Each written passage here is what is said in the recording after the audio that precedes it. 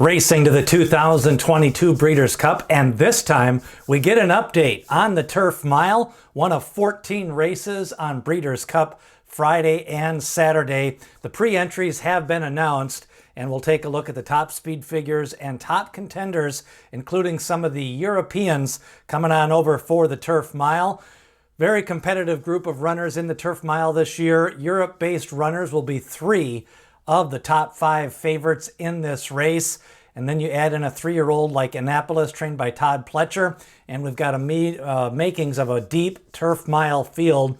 It does include Modern Games, the most likely favorite, trained by Charlie Appleby, Annapolis, Bayside Boy, Dreamloper, a Grade 1 winner in her last start, Kinross stretching out, Pogo, Order of Australia, Ivar, Regal Glory, and Malavath could have a 14-horse field as they overstuff the entry box for the Turf Mile.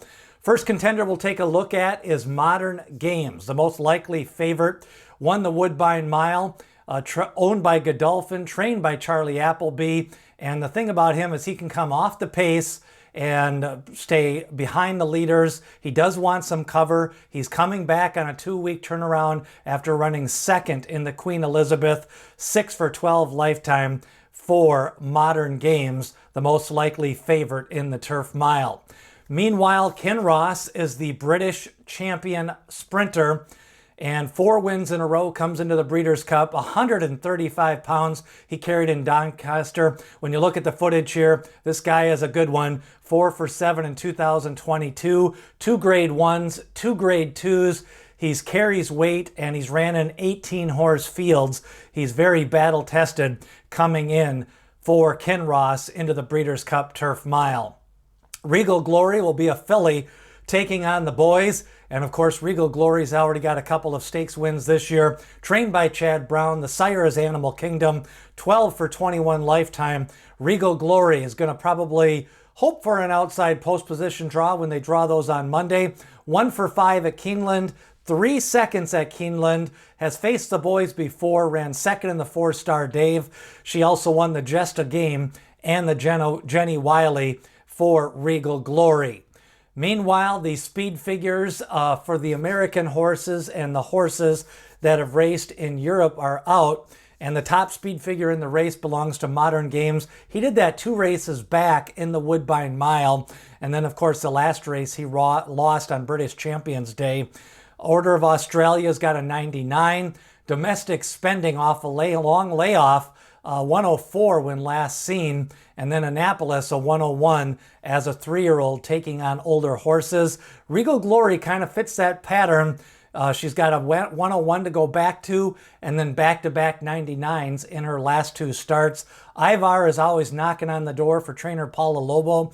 104, 2 races back in that Woodbine Mile, running second to Modern Games. Another contender we want to take a look at is Annapolis, trained by Todd Pletcher. A win at Keeneland in his most recent start. As you can see here, he kind of stood in the pocket. He was inside horses, got clear, and was able to burst away to victory. He's a 3-year-old. I have a feeling Annapolis is going to like a firm course to run his best race. He's by Warfront, 5 for 7 lifetimes. He's got 3 starts with 2 wins and a second at the 1-mile distance. Sharp form, and I think Annapolis is one of the few horses that is improving in the race. Another contender to take a look at that'll take some money on the board is Dreamloper, Group 1 winner at Longchamp, 5 starts, 3 wins in 2022, a 2-time Grade 1 winner. I think Dreamloper does his best running on a soft course. Now, Dreamloper, when you look at the video here, took advantage of some horses having some rough trips in that last race. The favor kind of stopped on that race. Does have some good form at lost to Nashua. Comes into the Breeders' Cup Mile on 62 days rest. 1 mile is probably Dreamloper's best distance. Now, the other horses coming in on their Breeders' Cup rest, you've got Malavath on 34, Modern Games on a quick turnaround, Pogo with 29 days rest, Regal Glory with 28, and then Cheryl Spate, if she gets in, 49 days for Cheryl Spate to get in. Annapolis on a 28-day, 4-week turnaround for trainer Todd Pletcher. Bayside Boy with a 21-day turnaround. So the Turf Mile overall, we're going to see a full field, 14 horses. Kinross at 1 mile, going to try to stretch out after winning the British Champions. Pogo goes up in class. Dreamloper, I think, is facing a tougher field here. And Modern Games, he's going to do his best running if he can get some cover in this 14-horse field. He's probably got the most wicked turn of foot for that final quarter mile. Don't forget, Tuesday night, we're going to be live with the Derby Bandit, going over all of the Breeders' Cup Championship races.